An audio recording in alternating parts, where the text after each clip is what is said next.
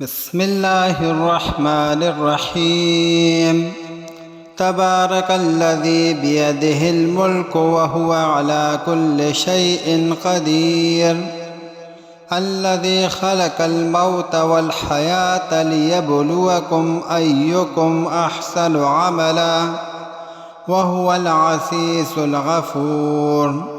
الذي خلق 7 سماوات طباقا، ما ترى في خلق الرحمن من تفاوت، فارجع البصر هل ترى من فتور، ثم ارجع البصر كرتين ينقلب إليك البصر خاسئا وهو حسير. ولقد زينا السماء الدنيا بمصابيح وجعلناها رجوما للشياطين وأعتدنا لهم عذاب السعير. وللذين كفروا بربهم عذاب جهنم وبئس المصير.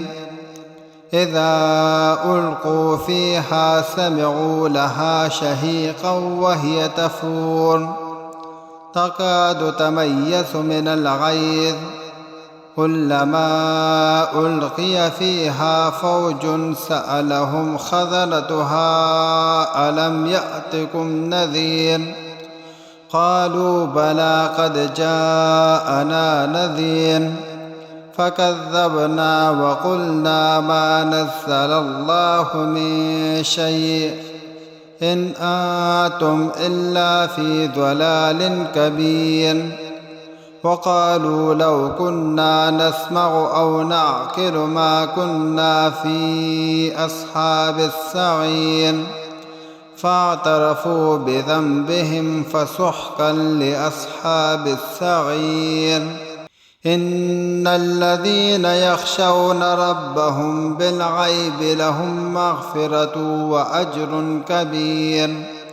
وأسروا قولكم أو اجهروا به إنه عليم بذات الصدور.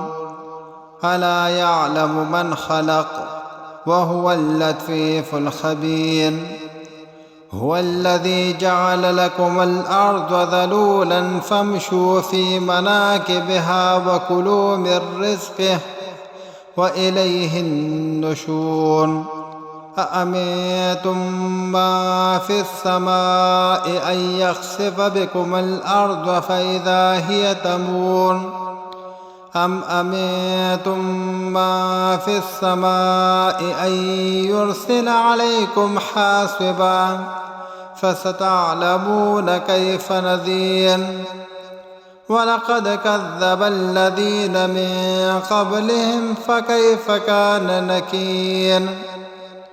أولم يروا إلى الطير فوقهم صافات ويقبضن ما يمسكهن إلا الرحمن إنه بكل شيء بصير. أمن هذا الذي هو جند لكم ينصركم من دون الرحمن إن الكافرون إلا في غرور. أمن هذا الذي يرزقكم إن أمسك رزقه بل لجوا في عتو ونفور. أفمن يمشي مكبا على وجهه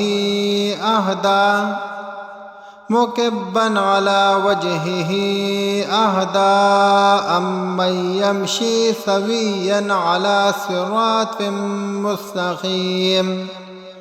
قل هو الذي أنشأكم وجعل لكم السمع والأبصار والأفئدة قليلا ما تشكرون. قل هو الذي ذرأكم في الأرض وإليه تحشرون. ويقولون متى هذا الوعد إن كنتم صادقين. قل إنما العلم عند الله وإنما أنا نذير مبين فلما رأوه زلفة سيئت